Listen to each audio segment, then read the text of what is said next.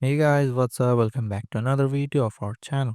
Today in this video, I'm gonna show you how to sort by date in Microsoft Excel. So without wasting any more time, let's start our today's video. Sorting data by date in Excel is a straightforward process. Here's how we can do it. Step 1. Select the data. Highlight the column that contains the dates you want to sort. Step 2. Open the Sort dialog. Go to the Data tab on the ribbon, click on the Sort button in the Sort and Filter group. Step 3. Choose Sort options. In the Sort dialog box, select the column that contains the dates.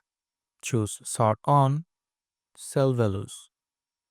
Choose Order, oldest to newest or newest to oldest depending on your preference.